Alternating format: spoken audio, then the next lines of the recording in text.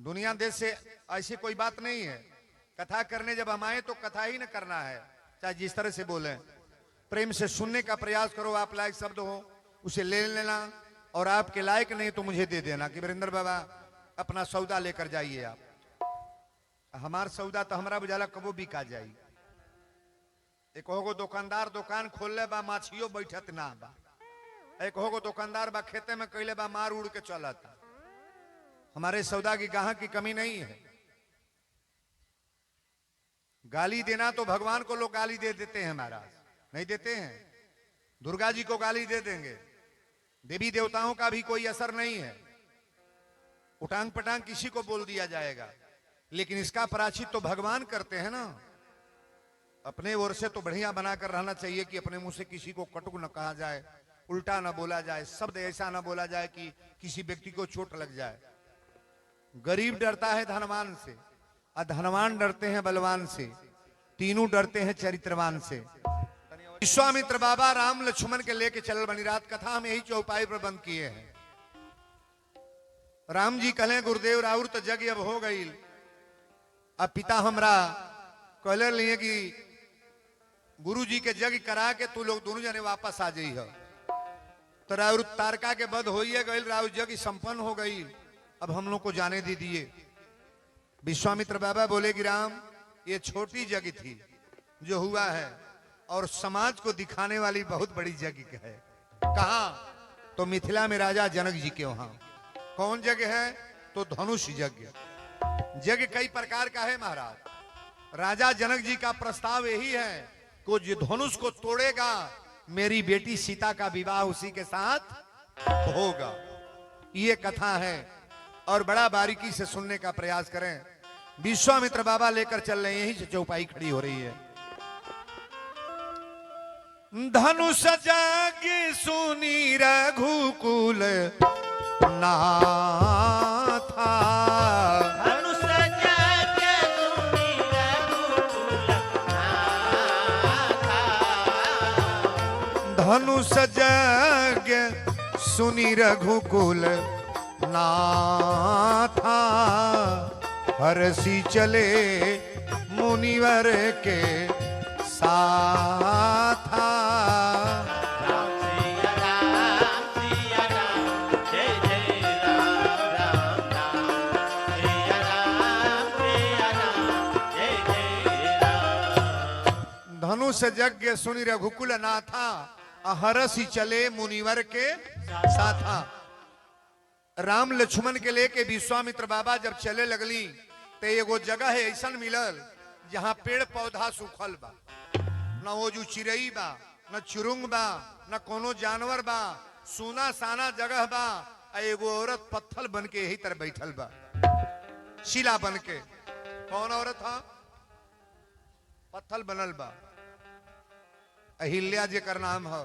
गौतम ऋषि के ई धर्म पत्नी अहिल्या है, जेकरा साथे इंद्र भगवान छल कैले।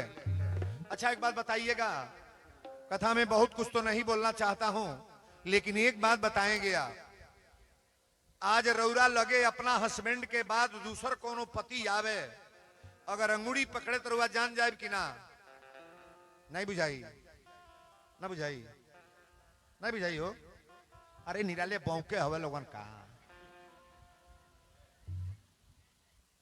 ना बुझाई हो तो काहे है तरकड़ तड़ू। अपने पति के पलंगवा पर चढ़िए तो बुझा जाई हमार मर्द हो, और दूसरा कोई लावारिस पुरुष आ जाए तो आपको महसूस हो जाएगा कि कोई ये पराया मर्द आ रहा है। क्या अहिल्या को पता नहीं चला? नहीं पता चला? तुरंत उसको डांट देना चाहिए कि ऐसा ना करो, ये दुष्कर्म है, गलत काम मत करो। आप सभी बहनों से निवेदन करेंगे, अहिल्या एक बार बोली नहीं। गौतम का श्राप देना कोई बुरा चीज नहीं है ना। गौतम ऋषि अपने बेटी को भी श्राप दिए कि अंजनी जाओ तुम, कुंवारे अवस्था में तुझे बच्चा पैदा होगा। अंजनी की कथा जानते हैं आप? हनुमान जी का जन्म जानते हैं कि नहीं जानते हैं? ये लंबी कथा है, उसको विस्तार से नहीं बताएंगे, लेकिन समझने का प्रयास करना। और अपने नारी अहिल्या को इन्होंने श्राप दिया कि अहिल्या तुम जाओ पत्थल बन जाओ। कितनो बाउर मेहरारू होई, कोनो मर्द कही कि जो पत्थल बन जो। अब तैतनी पर नैहर 5 दिन खातिर चल जाता, भोकार छोड़ के मलछौर रोई है। फोने पर फोन लगाई, आईबू कि ना, आईबू कि ना, ना आईबू, ट्रेन से चलता निकट के मुंह खाली मर्दने के नाई बा, हेहू गोल के बा। जेकर मर्द 1 महीना फोन बंद कैल, वो तुरंते मुहले के नंबर लाग गए। सबसे बाउर बीमारी कौन बा? फोन। मोबाइल से आदमी मर सकता है कि नहीं? अच्छा तो रातों दिन जो मोबाइल के दीवाना बा, सुन ले, 5 दिन ओकर मोबाइल छोड़ लो, देखा ओकर खाइल निक लागता कि पियल निक लागता, तो चलन लिख तुरंते उफर पड़ता कि ना, न मर जाई। बीमारी ले ले ना पाला लोगन हो दादा। काम भर का काम करो मोबाइल से, काम भर का। फोन आ रहा है तो फोन बात करो, अगर बड़ा आत्मा आ गया तो प्रवचन और कथा लगा करके मोबाइल से सुनो। लेकिन अनर्गल धारावाही मोबाइल में तो इतना गंदा गंदा चीज दिखा देता है, बाप रे बाप, समाज गंदा हो जा रहा है। मोबाइल चलाने वाले लोगों से निवेदन करेंगे, कभी भी मोबाइल में सुंदर चीज देखने का प्रयास करो। भगवान के लिए, भगवान की कथा है, भगवान का प्रवचन है, भगवान का सत्संग है, बढ़िया बढ़िया भजन मोबाइल में है कि नहीं है, हैं? सुंदर भजन सुनने का प्रयास करो, और सुंदर चीज जब सुनोगे तो विचार भी सुंदर होगा, ये ध्यान देना। बोलो सच्चे दरबार की जय। अहिल्या पत्थल बन के बैठल बा। गौतम ऋषि के नारी अहिल्या है। गौतम ऋषि ने कहा जाओ तुम पत्थल बनी जाओ, पत्थल बन जाओ। पत्थल बन के बैठल बा केकरे इंतजारी में? भगवान के इंतजारी में। हम लोग इतने लोग रात में आए हैं काहे लिए? भगवान से कुछ लेने के लिए। वीरेंद्र बाबा हो सकता है कि हमारा कष्ट कुछ दूर करें, और आने के बाद कुछ न मिले तो यहां पाओगे? कोई नहीं आएगा। हम निवेदन करेंगे कथा बड़ा प्रेम से सुनना। राम जी पूछले गुरुदेव ये कौन महिला है पत्थल बन के बैठी है? पत्थल बनकर के बैठी है ना, यहाँ पेड़ पौधा पर चिड़िया भी नहीं है, सारा पौधा सूख गया है, ये सारा बगीचा ऐसा लग रहा है। गौतम ऋषि के नारी के नाम विधिवत बतौले। गौतम नारी श्राप बस उपल देह धरि धीर, आ चरण कमल रज चाहती, कृपा करहु रघु। इरौरी चरण खातिर इंतजारी में पड़ल बा सरकार। अपन चरण स्पर्श करी नारी बन जा। श्राप लगल बा ना। अच्छा बताई, जेके भगवान छू दे वो बदल जाएगी ना? ना बदल जाई। भगवान के तकले पर आदमी बदल जाला। हमको बनाने में कृपा भगवान की है कि आपको? आप बनाए मुझे आप बनाए हो हैं? जेहि जानत जेहि जेत जनाई, आज जानत तुम ही हो जाई। परमात्मा ने मुझे जनाया है, पूरा याल इंडिया जान रहा है कि वीरेंद्र है। भगवान को जनाने की कार्य है महाराज। बोलो सच्चे दरबार की जय। गौतम नारी श्राप बस उपल देह धरि धीर, चरण कमल रज चाहती, कृपा करहु रघु। सरकार कृपा करिए ना। भगवान कहले का करी? गुरु विश्वामित्र बाबा कहले कि अपना चरण से स्पर्श करी, ई नारी जो महिला पत्थल बनल बा ना, ई नारी बन जाओ। आज जब भगवान चरण से स्पर्श कैले तो अहिल्या पत्थल से नारी बन गल। ताली बजा बरिया रे। और नारी बन के भगवान के सामने हाथ जोड़ करके अहिल्या ने कहा, मुनि श्राप जो दीना अति भल कीन्हा। आज हमरा पति के श्राप ना रही तो भगवान रउरा से भेंट ना हुई। सभी लोग प्रेम से बैठा लो। गौतम ऋषि के नारी जो अहिल्या जब नारी बनल तो अपना पति के लाख लाख पहले तो आशीर्वाद कि आज हमारा पति ऐसा रहल कि भगवान से भेंट हो गए। मनाना चाहिए।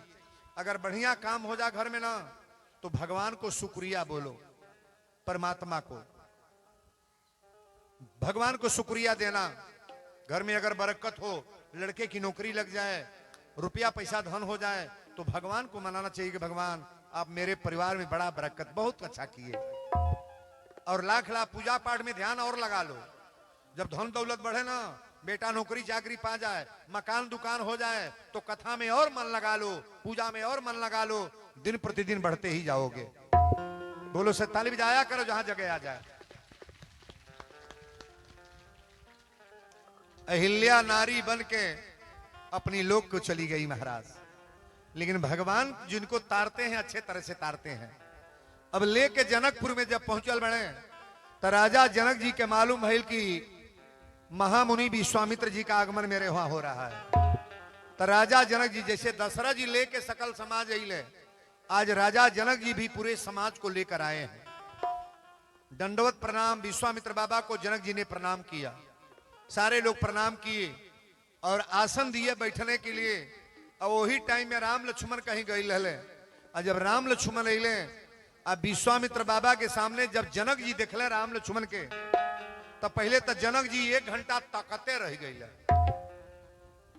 दीवाना भगवान का बनना चाहिए कि दुनिया वालों का? नहीं बोलोगे? दीवाना परमात्मा का बनना चाहिए कि दुनिया वालों का? दीवाना बनना है तो परमात्मा का बनो, दुनिया वाले तो धोखा में डाल देंगे। भगवान का दीवाना बनो आप। बोलो सच्चे दरबार की। जय वो जो धीरे से बैठी जा, बैठे नीचे। हाँ उठा उठा धोल करो, धरवा दो। एक आध घंटा में धो दे बोलो कि ना? 1 आध घंटा। चलो देखिए कितना जल्दी फास्ट कर काम कर रहे हो, बिजली करंट के तरह से करो काम जी। बोलो सच्चे दरबार की। जय राजा जनक जी कहे सरकार ये दोनों बालक जो हैं ये हैं कौन सरकार? पहले नजरिया देख के राजा जनक को विदेह कहा गया है, और हमारे जिनको देह से कोई मतलब नहीं है उनका दिमाग बदल गया। राजा जनक जी आधा घंटा तकते रह गए, 1 घंटा। कले सरकारी लोग हैं कौन? जल्दी उठा ले, जल्दी उठा बा। देखिए मोबाइल लगी रहे, उठा ले जल्दी उठा ले। हाँ अब छोड़ के जा लोगों, अब कौन ताक नहीं के तो लोग हटा, जल्दी जल्दी भाग जा। चलो बोलो सच्चे दरबार की। जय बड़ी प्रेम से कथा को श्रवण करो, सुनने का प्रयास करो। राजा जनक जी कहे सरकार ये दोनों बालक हैं कौन? एक सांवला बरन है और एक गोरा बरन। लक्ष्मण जी तनी गोरहर हैं, कड़ेर ताकिल, और हमारे राम जी तो ऐसे सरल हैं। हम बार बार कहते हैं डॉक्टर बनना सरल है, इंजीनियर बनना सरल है, मास्टर बनना सरल है, प्रोफेसर बनना सरल है, लेकिन सरल होना बड़ा कठिन है महाराज। अगर व्यक्ति सरल हो जाए तब तो हिंदुस्तान में दुनिया में कुछ की कमी नहीं है। सरल होने का प्रयास करो आप, सब लोग सरल बनो। बोलो सच्चे दरबार की। जय विश्वामित्र बाबा कहे कि गुरुदेव अगर पूछा तनी तो ये चक्रवर्ती नरे दशरथ राम जी के पुत्र हैं। ये बड़े वाले जो हैं इनका नाम है राम, और ये छोटे जो बगल में गोरे खड़े हैं ना, इनका नाम लखड़लाल लक्ष्मण जी है महाराज। राजा जनक जी समझ गए कि महाराज ही नहीं के तो तपस्या करते रही हैं। राजा जनक जी कहे सरकार अब हम चल रहे हैं, सेवा का अवसर दीजिएगा। ए बाबू कुछ दिन के बाद वो जो 1 दिन 2 दिन रह लो। राम जी लक्ष्मण जी के बद के विश्वामित्र बाबा से कहे कि गुरुदेव लक्ष्मण के मन बा तनी जनकपुर में देखल कि जनकपुर के लोग कैसन बा।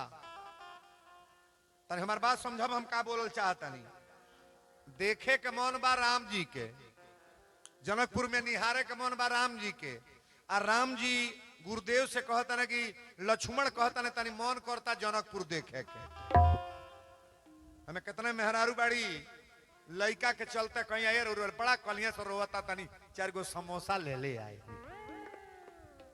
कलिया से बड़ी रोता तनी मूंगफली पाभर ले ले आई, हई कलिया से रोता तनी मैगी बनवा के ले ले आई, चाउमीन ले ले आई, खाए के बा अपन। गलती नहीं बोलता नहीं, इरौरा पास की आदत यह होके चाहे ना होके हम तो जानते हैं। हमरो घरे ये लीलवा बात कहे कि न परी है? नाती के बेटा के बद के मंगावल जाला। राम जी कहले गुरुदेव लक्ष्मण चाहता ने नगर देखल।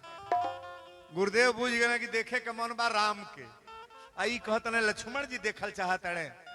तब विश्वामित्र बाबा कहले राम शौक से जा लक्ष्मण के नगर के भ्रमण करा लिया, दर्शन करा लिया। और जब राम लक्ष्मण जनकपुर में गए ते बाबू शोर मच गल कि बाप रे बाप जौन मूर्ति लेके आयल बना विश्वामित्र बाबा, तनी चल के देखल जा कि बाप रे बाप दोनों लड़का बाड़े कैसा। कोनो कोठा पर चढ़ के ताकत या कोनो खिड़की पर ताकत या एगो नया गौने आयल है अजुए कल के आयल बा अजुए उ दौड़ के सब लोग बाहर निकल, वो बाहर निकल के हो जू चल गए। बुढ़िया कॉलेज पगलाइल बड़ू कलिया तोर गवना भइला के देखे जा कहवा जाती नहीं चलू घर में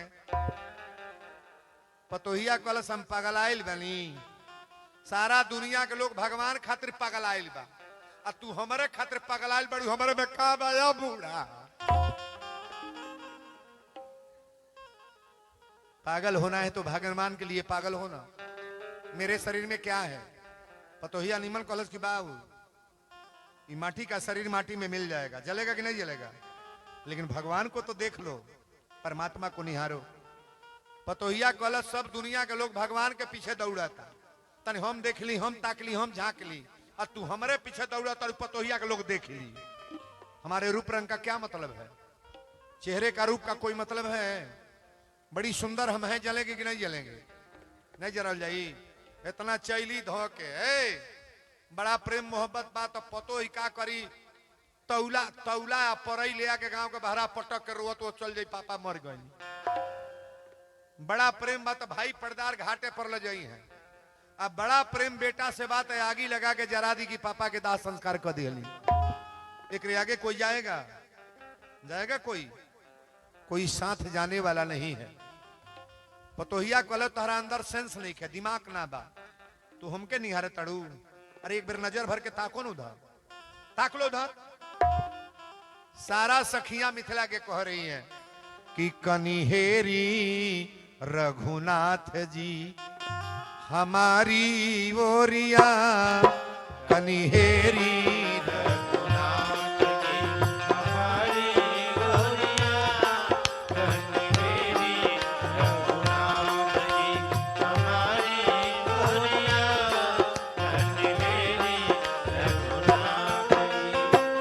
हमारी ओरिया हो हमारी ओरिया जी हमारी ओरिया कनिहेरी रघुनाथ जी हमारी ओरिया कनिहेरी रघुनाथ जी हमारी ओरिया कनिहेरी रघुनाथ जी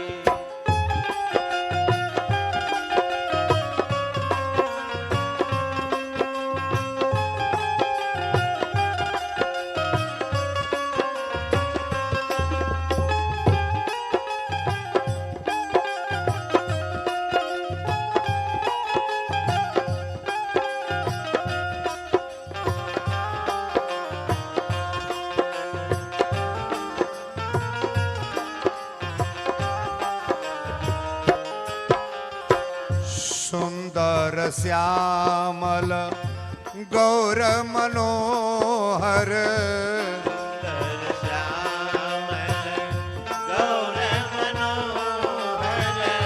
सारी सखियां ताक रही हैं सुंदर श्यामल गौर मनोहर सुंदर श्यामल गौर मनोहर अखिया में बसली मधुर जोड़िया ए जी अखिया में बसली मधुर जोड़िया कनिहेरी रघुनाथ जी हमारी ओरिया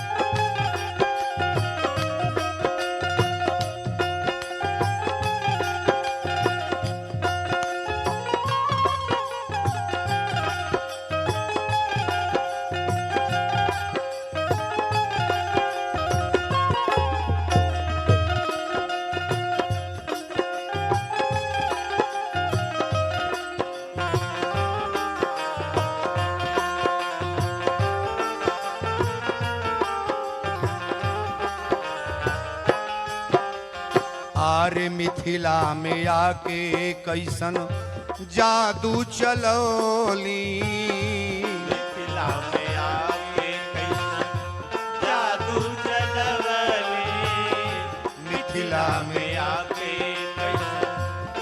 जादू चलवले मोहिली हला मिथिला के सब गोरियां ए जी मोहिली हला मिथिला के सब गोरियां कनिहेरी रघुनाथ जी हमारी ओरिया कनिहेरी रघुनाथ जी हमारे ओरिया कनिहेरी रघुनाथ जी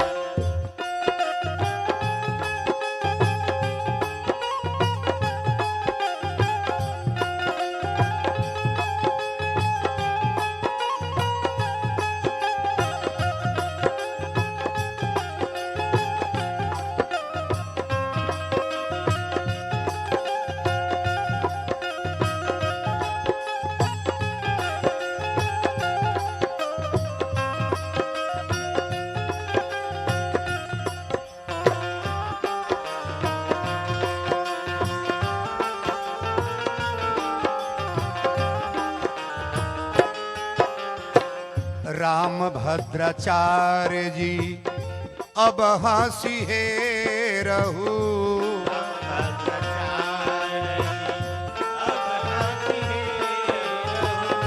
राम भद्राचार्य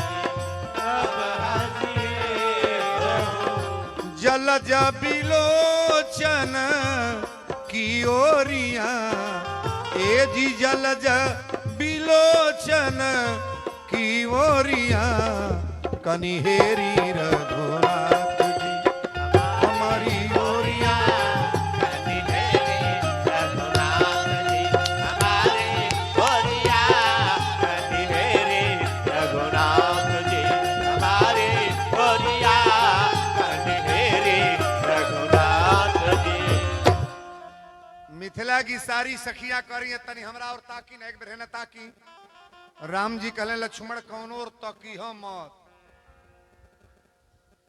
ये जो बियाह होके के बा खतर है बा अच्छा बिना बियाहे के जौन लड़का ससुरारी जाए लागे तो गांव में हल्ला हो जाए कि ना मोबाइल से भले बतिया ले जाइए तो फौजत ना हो जाइए अरे बियाह भइले ने का लबर लबर कइले बे मतलब के हैं मोबाइल की दुनिया अलग है लेकिन बिना बियाहे के दुल्हा भ्रमण करत है अब महाराज जी के लगे अले लोग विश्वामित्र बाबा कहले राम एगो काम कर पुष्प वाटिका से फूल ले आवे लोगन तूर के रामचरितमानस में 2 वाटिका लिखा गया है एक पुष्प वाटिका और एक अशोक वाटिका अशोक वाटिका कहाँ है अशोक वाटिका लंका में और पुष्प वाटिका जनकपुर में पुष्प वाटिका में से फूल सीता मैया तूरे रोज पूजा करें राम लक्ष्मण फूल तूरे गईले तुलसी बाबा लिखली कि चहु दिस चितई पूछ हिमालीगन लगे लेन दल फूल मुदित मन माली लोग से कहले थोड़ा फूल हम लोग लेना चाहते हैं माली कहले सरकार बगीचा में प्रवेश मत करो ये जनाना बगीचा है इसमें मर्द नहीं जाते हैं लक्ष्मण जी कहले ये कहाँ का नियम है तो मालियों ने कहा ये मेरे जनकपुर का नियम है कहले तब का करे परी माली कहले पहले बोलिए किशोरी मैया की जब जय बोलोगे तो फुलवारी में ढूकने देंगे लक्ष्मण जी कहले तोहरे यहाँ के देवी के जय बोली राम जी कहले तोहरे यहाँ के नाई अपने घर के देवी कस का बोलो जय बोलो जनक नंदनी की मिथिला धाम की जब जय बोलल लोग तब पुष्पा वाटिका में फूल तुरत आलो आज जब फूल तुरत आलो यही टाइम में सीता के महतारी अपने बेटी के पूजा करे भेजे तड़ी सीता के माई के नाम कहा है जानता कि ना देखो है ना कुंती बोला था अरे तो लोग का उल्टा पुल्टा बोलबू लोगों का नाम है सुनैना बोलो ना सुनैना क्या नाम है अपनी बेटी के पूजा करे भेजा तड़ी तुलसी बाबा लिखली अब यहां से चौपाई आप गौर करोगे ते ही अवसर सीता है आई तेहि अवसर सीता आई ते ही अवसर सीता तह आई गिरिजा पूज पूजन जननी पठाई। सिया राम सिया राम जय जय राम राम राम सिया राम जय जय राम। संघ सखी सब सुभग सयानी। संघ सखी सब सुभग सयानी। गावही गीत मनोहर बानी। राम सिया राम जय जय राम राम राम सिया राम जय जय राम। बड़ा प्रेम से कथा को सुनिएगा। ते ही अवसर सीता तहाँ आई। कौना टाइम में जब राम लक्ष्मण फूल तुरत रहले, ते ही अवसर सीता तहाँ आई। आ गिरिजा पूजन जननी पठाई। संघ सखी सब सुभग सयानी। आ गाँव ही गीत मनोहर बानी। अच्छा बताइए, सीता के सखी लोग गावत जाता रही कि चुप पे? गावत जाता लोग। कोनो पूजा में जाइए तो गाते जाइए, गाते। पहले ही बुढ़िया माई एगो नाकटा गावत रही। सो नाकटा पुरनिया पार्टी बैठल बा जानो, नकटा गवात रहो, तनी कड़ेरे गाइएगा। हरे गुरु के चाराना मिलेला बड़े भागी से। गुरु के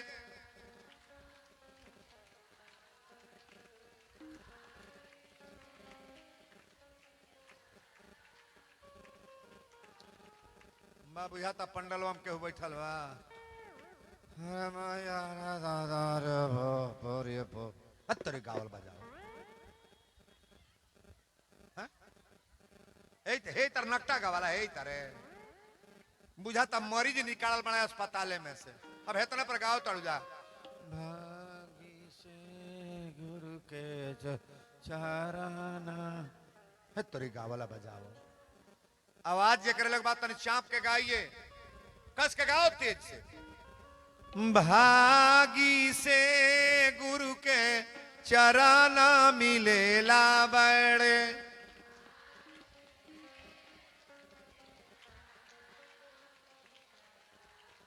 ई में जे होशियार बा, पढ़ल लिखल समझदार बा, ते गावल। एही में बकलोली बैठल हुए सो हई गावेली सो। सासू जी के माराली ससुर के गरियावली सखी। यो गाँव तरह उनका अरे बाप हो बाप हो त बाबू गजब के गाँव बाई। अयो गावे कालिया हो बाहरे परसिया भंडारी। कहो कहतो बानी बकलोली बुरबकवा होई गावेली सो असुर को दहलू लोग। सासू जी के मरली ससुर के गरियवली। अब भसुरु के दाग देहली आगी से गुरु के चरण मिलेल बड़े। अय भागी हो अयो नकटे ह।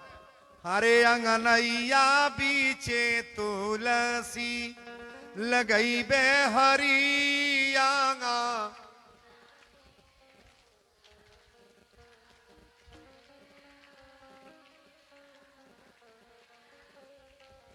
अनेक चूड़ी और आवाज का कौशल होगा।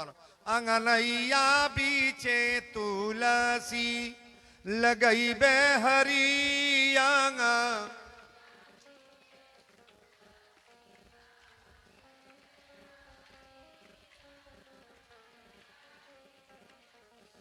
सासू के कौशल्या ई ससुर के राजा दशरथ।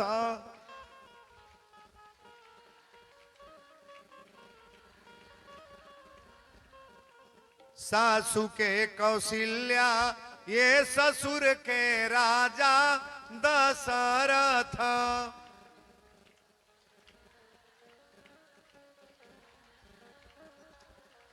अरे राम मानी सैया जी के पूजबे हरि अंगनैया बीचे तुलसी।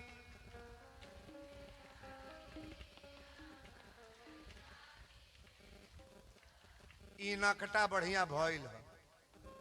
अच्छा तुलसी पर दिया रह रहे यहाँ बरला कि ना? कौने महीना में? भादो में ना है? ये कथा हम किसी दिन बोलेंगे अगर ठाकुर जी की कृपा हुई। नारी कभी विधवा नहीं होगी। तुलसी पर दीपक जलाने वाली औरत अपने जीवन में कभी विधवा नहीं होगी। उसके पति का सुहाग जो है ना, रौरा मुअला के बाद रौरा पति के रोग बीमारी हुई। आप यहां से चलो ना, पीछे देख रहे हो है? रिकॉर्डिंग कर रहे हो का? बैठ जाओ वहां कहीं कैमरा लेकर के। हाँ बैठ जाओ। बोलो सच्चे दरबार की जय। ये कथा किसी दिन बताएंगे। तुलसी पर दीपक उर्मिला ने जलाया था।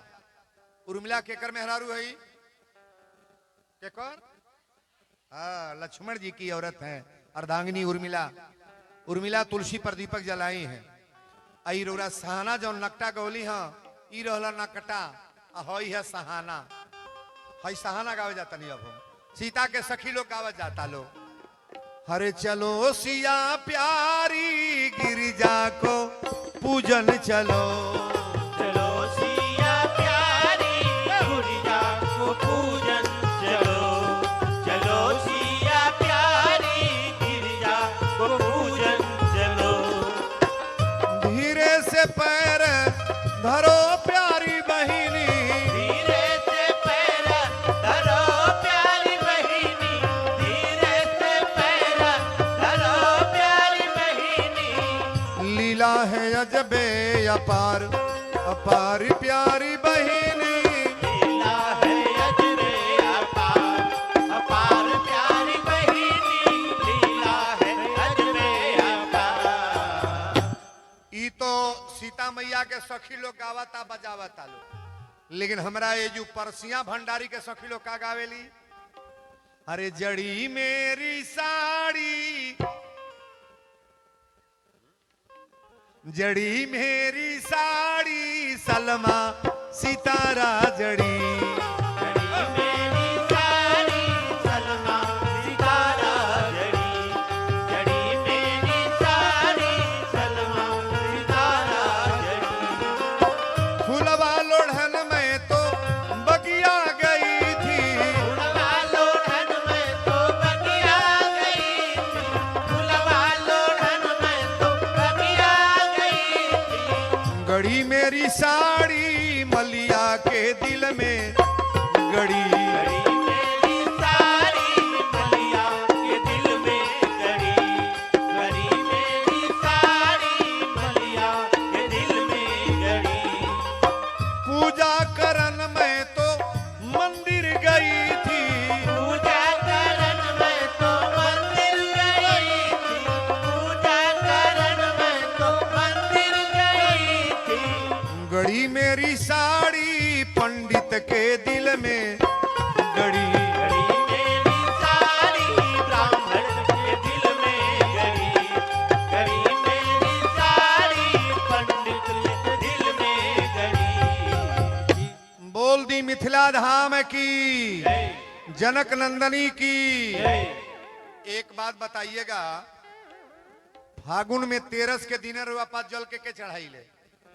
तेरस के चढ़ेला शंकर भगवान के। लेकिन सीता मैया शंकर जी का पूजा नहीं करती हैं। शंकर जी की औरत का नाम है गिरिजा। शंकर जी की औरत का क्या नाम है? गिरिजा। सीता मैया गिरिजा माई के पूजा कैले बड़ी। ते ही अवसर सीता तह आई गिरिजा पूजन जननी पठाई। संघ सखी सब सुभग सयानी गावहि गीत मनोहर बानी। सर महीप गिरिजा गृह सोहा अब बरनी न जाई देख मन मोहा।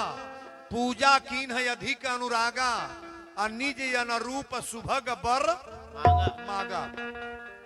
बेटियों को चुनाव किस चीज का करना चाहिए? खेत का, घर का, रुपया का, आगे बिल्डिंग का कि बर का? नहीं बोलो।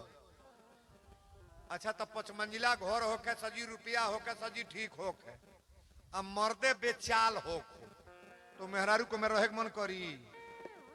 आ लायक मर्द बा तो कोनो बरगदे के पेड़े तर लेके दिन बिता ली।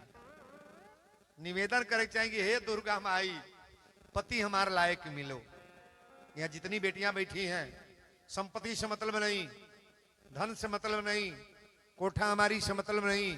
कभी भी मनाओ कि मैया माता जी तोहरी दरबार में दीपक नवरातन भूख रही हो ना, ये मानना चाहिए कि हमका कुछ से मतलब नहीं बा, जो हमारा हस्बैंड मिले ये लायक मिले। महाराज बोलो दुर्गा महारानी की। मानस का सूत्र मैं बता रहा हूं, पूजा कीन है अधिक अनुरागा, और निज अनुरूप सुभग बर मागा। जय जय जय गिरिराज किशोरी, और जय महेश मुखचंद चकोरी। माई का मंदिर है और माई के नाम पर यह जगह है। नवरात्र के महीना में आप लोग ये जो चल रहा है पर्व ना, 8 दिन 9 दिन का कार्यक्रम जो आप लोग करते हैं, उसमें सबसे सुपर कार्यक्रम आज है।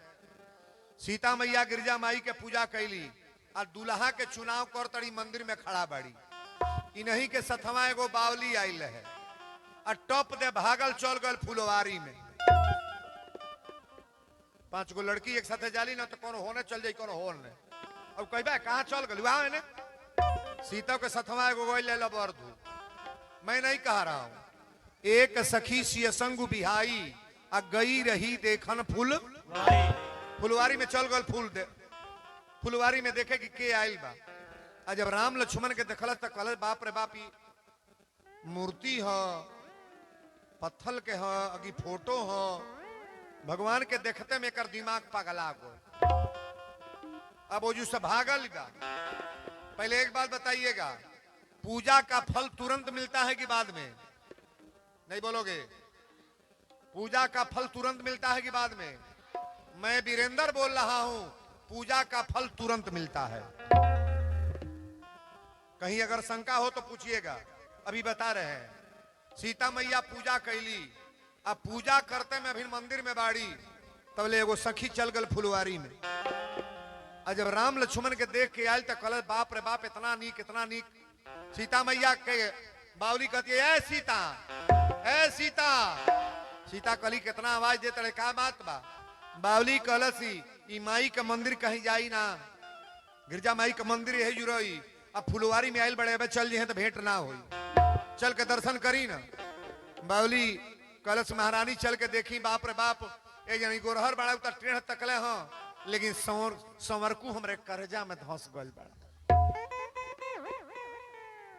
सीता जी कहली का देख के आयल भाई, पगलाइल बड़ी। लेकिन बावली कहलस, तुलसी बाबा लिखल है, देखन बाग कुंवर दो आए, देखन बाग कुंवर दो आए, देखन बाग कुंवर दो आए, बै किशोर सब भांति सुहाए। राम सिया राम, जय जय राम राम राम, सिया राम, जय जय राम। बोल दी गिरजा महारानी की जय। बड़ा प्रेम से कथा को श्रवण करोगे। बावली आगे कलश महारानी माई के मंदिर कहीं जाई ना, गिरजा माई ए जुरह, और पहले चल के दर्शन करी ना। फुलवारी में यानी सांवर बने यानी गोरहर, गोरहर को तो टेढ़ तकले हैं, लेकिन संवर को हमरा समझ में आ गए कि रौरा लायक वहां के बानी। सीता जी कहली झूठे भरमाओ तड़े का। ए बावली कहल, सुन ली ध्यान से, आरे फुलवर में आइल बाड़े दुई गो मूर्तिया, हरे मतिया मारी दिहलेना, हमर पागल ऐसन हो गईली मतिया, मतिया मारी दिहलेना। हर पागल ऐसन हो गइल मतिया, मतिया मारी दिहलेना। हर पागल ऐसन हो गइल मतिया, मतिया मारी दिहलेना। फुलवर में आइल बाड़े दुई गो मूर्तिया, अरे मतिया मारी दिहले। एक बाणे सांवर एक गोरी रे बदनिया,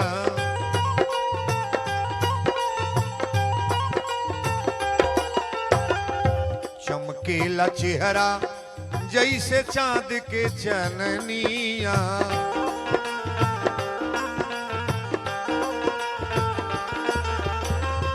कहले वीरेंद्र बाबा भारी बा विपतिया, अमतिया मारी दिहलेना।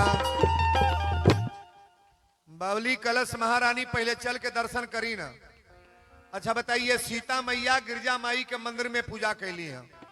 अब पूजा के बाद तन हमरा और ताको बावली तुरंत लेके गई है। राम जी तुरंते भेंट भइल है कि बाद में? नहीं बोलोगे? पूजा का फल तुरंत मिल रहा है कि बाद में? नहीं बोलेंगे? बाद में कुछ नहीं है तो लोग के पूजा के फल बाद में मिलल कि तुरंत? मैं रामायण से बोल रहा हूं। जेकरा जहां जहां शंका बुझाई आपको तुरंत मैं बता रहा हूं, पूजा का फल तुरंत मिलता है। अगर ईमानदारी से पूजा कर रहे हो जो वीरेंद्र बाबा बताने जा रहे हैं, तो पूजा का फल तो तुरंत मिलता है महाराज, तुरंत। राम जी तुरंत मिले कि नहीं? जब सीता मैया गल बड़ी फुलवारी में तो फूल के ओट में आड़े लुका के जब लक्ष्मण जी देखले तो कहले भैया ई के है? तो कहले जेकरा खातिर धनुष यज्ञ होता, ये राजा जनक की बेटी है, फुलवारी में भ्रमण करने आई है। अब ये जो सीता मैया देखी कितना भाव से, देख कर राम जी को हरे जनक नंदिनी, बाग में बस खड़ी की खड़ी रह गई, देख कर राम जी को जनक नंदनी, बाग में बस खड़ी रह गई। देख कर राम जी को जनक नंदिनी, बाग में बस खड़ी की खड़ी रह गई, राम देखे सिया को सिया राम को, राम देखे सिया को सिया राम को, चारों अखिया लड़ी की लड़ी रह गई, राम देखे सिया को सिया राम को, चारों अखिया लड़ी की लड़ी रह गई, राम देखे सिया को सिया राम को। अच्छा रौराई बताई, जेकरा से कोनो परिचय न होखे, कोनो परिचय न होखे, अब ओकरे लगे खड़ा होकर यही तरह एकदम निहारी 2 घंटा, तो आदमी बवाल को दी ना कि काई हमरे ओरिया एकदम से ताकत, काहे के ताकत आई, तो कल के खतरा है कि ना? नहीं है, नहीं है, नहीं है, नहीं मर्डर हो जाला, तो कल को कम ना बुझ।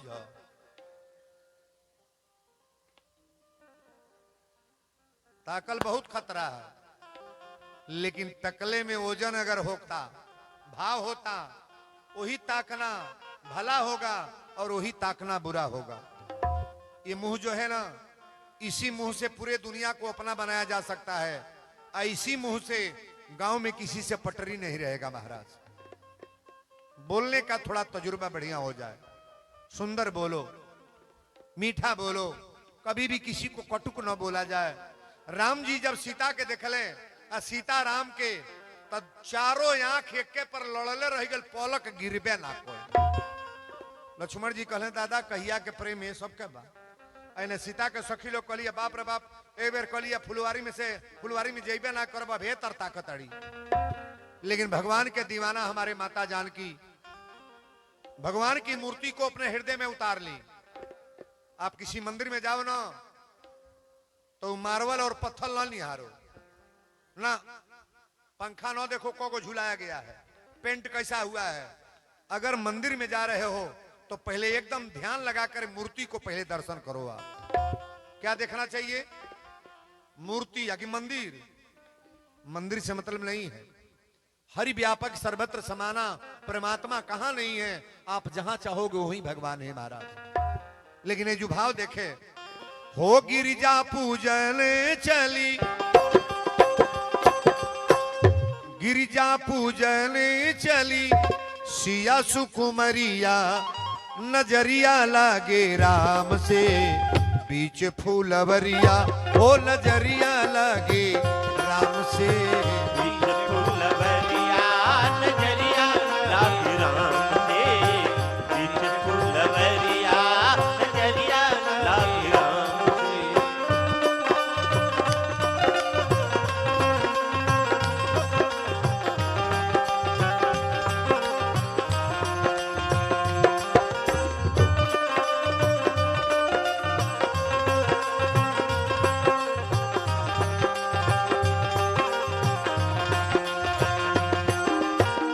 चनवा के ताकेला जैसे चकोर हो, ओइसे निरखे सीता राम जी की ओर हो।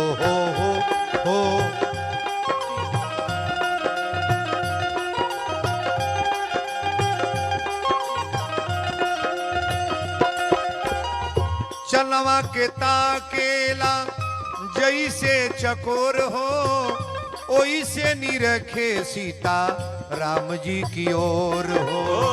ओइसे निरखे सीता राम जी की ओर हो, ओइसे निरखे सीता राम जी की ओर हो। निरखेला चंदा जैसे,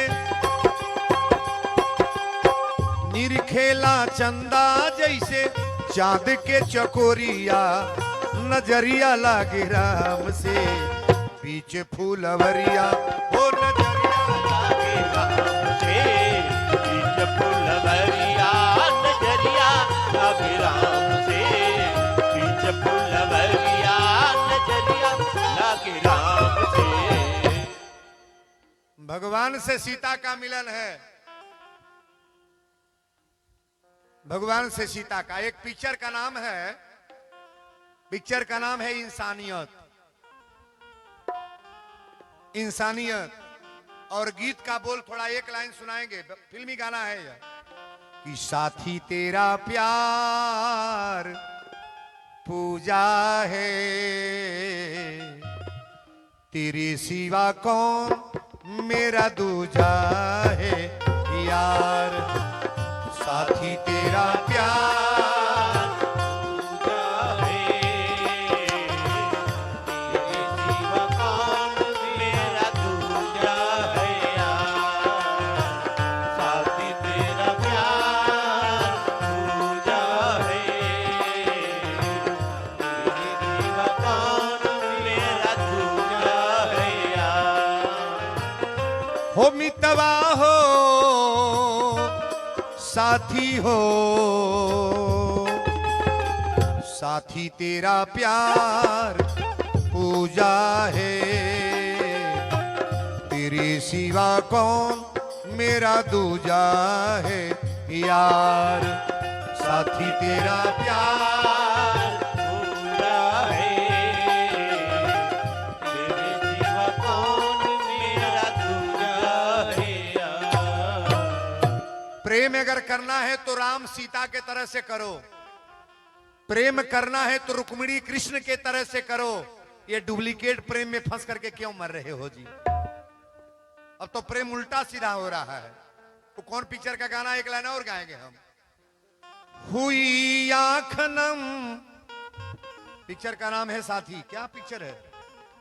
हुई आँखनम और ये दिल मुस्कुराया, हुई आँख नम और ये दिल मुस्कुराया, तो साथी कोई भूला याद आया, आया आया साथी कोई भूला याद आया, आया साथी कोई भूला याद आया।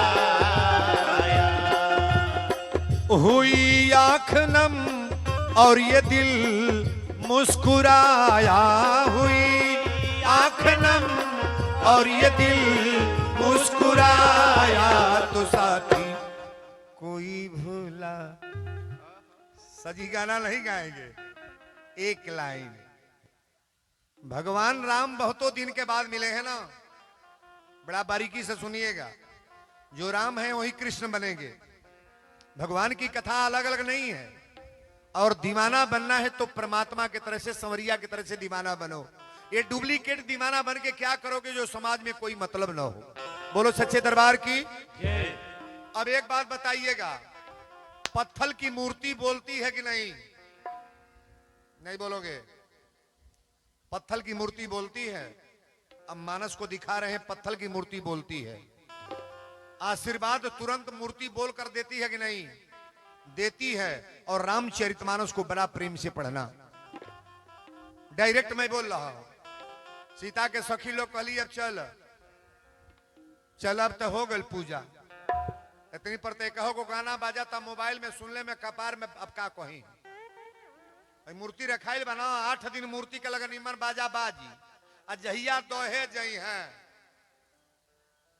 अरे बाप हो बाप, ओ परुए तो जात रही एगो गावता कौन गाना लगल कि दू कैसन लड़का तो है का पापा को होता। हमने रे ई का बाजता। रुकोवली गाड़ी कल से बाबा, अब तब मूर्ति दोहे जाते तो कुछ बाजी। आगे गल तो रोकोवली होतना दूर जाके फिर बजावता, लगावता थरेसर, धरावता थरेसर। हमने करे यह कुल गाना मूर्ति के साथे बजेला। थोड़ा माता जी का भजन बजाओ ना, नहीं होगा? गीत का प्रभाव पड़ता है कि नहीं? माता जी की मूर्ति को लाकर अपनी माई को बैठा रहे हो, पूजन अर्चन हो रहा है, कलसा रखा जा रहा है, 9 दिन हम लोग व्रत रहते हैं। जाते समय वो गंदा गंदा गाना बजा के नाच रहे हो, इतना इतना अभी उड़ावेले सो झूठे के। ये तरीका है।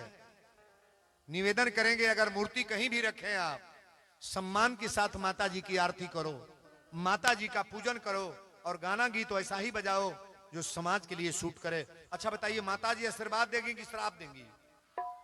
गंदा गाना बजेगा तो श्राप होगा। हम गाना फिल्मी गाना गा रहे हैं लेकिन इसमें कहीं गंदगी पा रहे हो? गंदगी है कोई गाना में फर्क है? मिलन पिक्चर का एक गीत है, केवल दीवाना पर मैं गा रहा हूं इस गीत को। मुकेश जी ने इस गीत को गाया है। अरे मुबारक हो सबको समाए सुहाना, मैं खुश हूं मेरे आंसुओं पे न जाना, मैं तो दीवाना दीवाना दीवाना, मैं तो दीवाना दीवाना दीवाना, मैं तो दीवाना दीवाना दीवाना, मैं तो दीवाना दीवाना दीवाना। मुबारक हो सबको समाए सुहाना,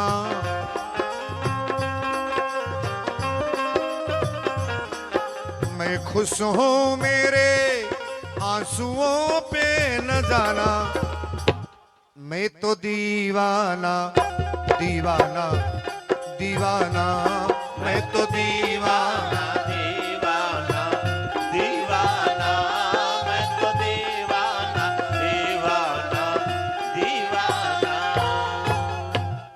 दीवाना बनना है तो राम के तरह से बनो, दीवाना बनना है तो सीता के तरह बनो, दीवाना बनना है तो रुक्मिणी के तरह से बनो, और दीवाना बनना है तो कन्हैया के तरह से बनो ना। ताली बजा लो बढ़िया रे। आधुनिक युग में अब तक दीवाना अब का कहीं बहुत कुछ कहे के मन करला, लेकिन कहे के नहीं मन करता। का कहीं संभल करके थोड़ा कथा को सुनना। सीता जी फिर गिरिजा माई के मंदिर में गईली। अब देखिए, जिनके पास मोबाइल है इस चीज को रिकॉर्ड करेंगे आप, मैं अब जो बोलने जा रहा हूं। जिनकी घर में बेटियां हैं, चाहे 5 साल की बेटी हो, 8 साल की बेटी, 10 साल, 18 साल, 20 साल, जितनी दिन की लड़की हो, इस लड़कियों से यह पाठ कराना है जो मैं बोलने जा रहा हूं। और यह पाठ करने के बाद उस लड़की के विवाह में कोई चक्कर नहीं, उल्टा सीधा नहीं आएगा। और बढ़िया से बढ़िया शादी उस लड़की की होगी।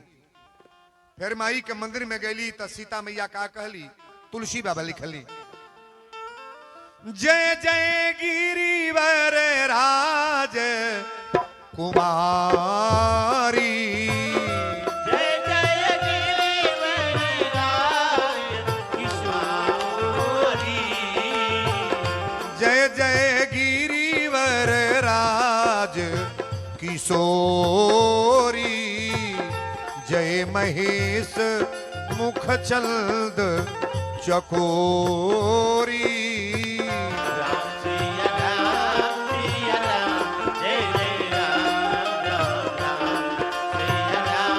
सिया राम, जय जय राम। देवी पूजी पद कमल तुम्हारे, देवी पूजी पद कमल तुम्हारे, सुर नर मुनि सब होहि सुखारे, राम सिया राम, जय जय राम राम, सिया राम, जय जय राम। यहाँ जितने पढ़े लिखे लोग हमारे बाबू भैया लोग बैठे हैं, चौपाई को बड़ा बारीकी से समझ लेंगे। देवी पूजी पद कमल तुम्हारे, सुर नर मुनि सब होई सुखारे, जय जय जय गिरिराज किशोरी, आ जय महेश मुख चंद चकोरी। अब तनी हमरा और ताक, माई के मूर्ति से आवाज आवता कब, जब सीता मैया विधिवत पूजा कैली तब, विनय प्रेम बस भई भवानी, आ खसी माल मूरत मुस्कानी। मैं अभी पूछा हूं कि पत्थर की मूर्ति बोलती है कि नहीं, आपके सामने डायरेक्ट मैं मानस की चौपाई दिखा रहा हूं। पत्थर की मूर्ति बोलती है और पत्थर की मूर्ति डायरेक्ट आशीर्वाद भी देती है। किनको? जो माई को भाव से रिझाएंगे, प्रेम से व्रत करेंगे, प्रेम से पूजा करेंगे, माता जी का आशीर्वाद तो सदैव बनेगा। महाराज बड़ी बारीकी से कथा को श्रवण करो आप। तुलसी बाबा लिख रहे हैं, जब माई के मंदिर में सीता मैया विधिवत पूजा कैली, तब माई के मूर्ति से आवाज आवता। बहनें जो रिकॉर्ड कर रही हैं, बड़ा गौर से, इस कांटा को छोड़ना नहीं है। विनय प्रेम बस भई भवानी, ये बोलना है, आपको पढ़ना है। विनय प्रेम बस भई भवानी, आ खसी माल मूरत मुस, मूर्ति मुस्कियाए लागल। आहे है ताक, मूर्ति मुस्कियाए लागल।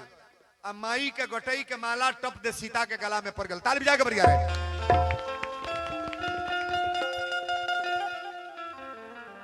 माई के गटई में जो माला रहे गिरजा माई के, ई माला सीता के गला में पड़ गई।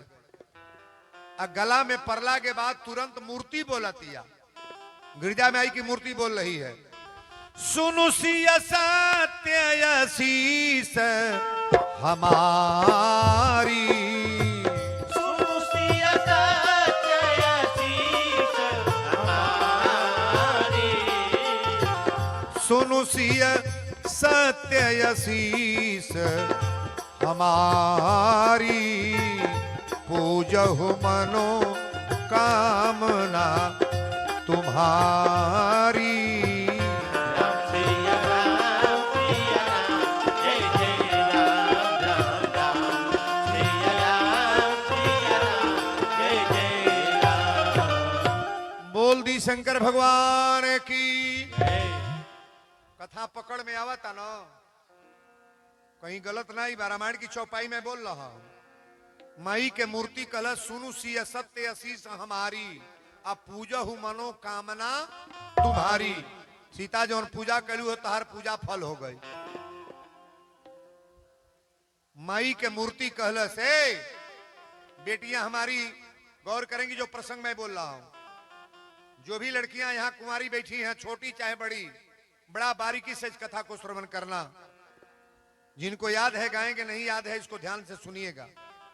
माई के मूर्ति सीता मैया से कहतिया का कि मन जाहिरा चो मिलही सोबर, सहज सुंदर सावरो, करुणा निधान सुजा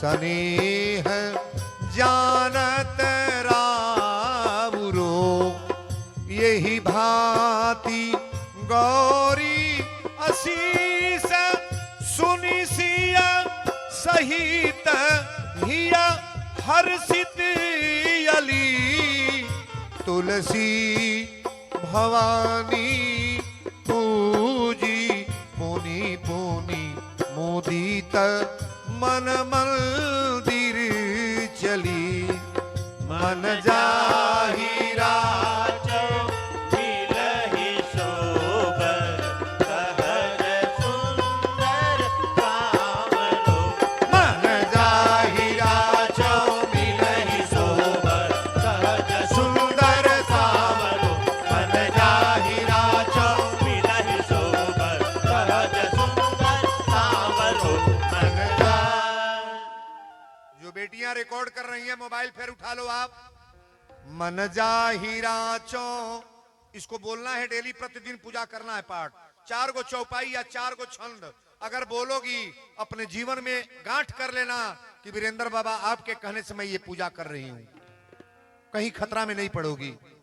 मन जाहिरा चो मिलहि सोबर सहज सुंदर सांवरो करुणा निधान सुजान शील स्नेह जानत रावरो यही भांति गौरी असीस सिय सुनि सहित हिया हर्षित अली तुलसी भवानी पूजी पुनि पुनि मुदित मन मंदिर चली।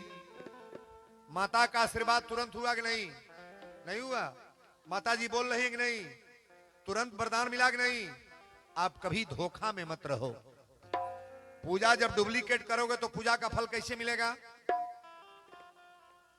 व्रत रह रहे हो तो व्रत तरीका से रहो, पूजा कर रहे हो पूजा तरीका से करो।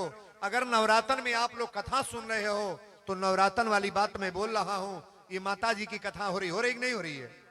सीता मैया ने गिरजा माई का पूजन किया और शंकर जी की औरत का परिचय बता दिया मैंने। शंकर जी की औरत का नाम सती, शंकर की औरत का नाम पार्वती, शंकर की औरत का नाम गिरिजा, शंकर की औरत का नाम गौरी, शंकर की औरत का नाम अंबिका और भोलेनाथ की औरत के नाम है दुर्गा। बोलो दुर्गा मैया की। ए तरह को मेहरारू कल से बाबा हमरा घर में कोनो देखब बीमारी नान बा, हमने तोहर नाम का हो? कलश मेरा नाम गुड़िया है। हमने तोहरा घर में शनि के ग्रह बा, का परेशानी बा? अतः बेटी के बियाह ना होता। शनि का ग्रह होने पर इतना काम नहीं होगा, लड़की की शादी कभी तय नहीं होगी। ईटा गिरल बा घर ना बनी, शरीर में का रोग कभी जाएगा नहीं। आप चाहे जितना दवा करा लो शनि का ग्रह होने पर, लेकिन शनि का ग्रह भी दूर होता है कब? वीरेंद्र बाबा कल कथा बताएंगे। कल कौन दिन है? कल दिन कौन बा? मंगलवार, हनुमान जी का दिन है ना। कल हनुमान जी का खुराक देंगे, पूरा खुराक हम, और विधिवत कथा को श्रवण करो। आप कथा में जौन अपना लायक चीज आवे ओके ले जा, और जौन अपना लायक नहीं खे ओके छोड़ दे जा। सीता मैया सखियों के साथ चली, माई का वरदान पुरहर हो गया। विनय प्रेम बस भई भवानी, हंसी माल मूरत मुस्कानी, सुनु सिय सत्य आशीष हमारी, पूजहु मनोकामना तुम्हारी। है बाबू, माई के वरदान जकरा ऊपर लाग जाई जय जय रही कि ना? हम आज यह कहब, हे दुर्गा माई, जितना लोग पंडाल में आए बा, पूरा पंडाल भरल बा, जितने लोग आए हैं सुहाग होकर बनल रहो। नाती बेटा निम्न रहे, बेटा कमाए लायक बा तो नौकरी करो। मर्द अगर कोनो परेशानी में बा वो 10 पैसा कमा, घर के रोग बीमारी हटावा दुर्गा माई। तो से आज हम निवेदन करतन, ताली बजा बरिया रे।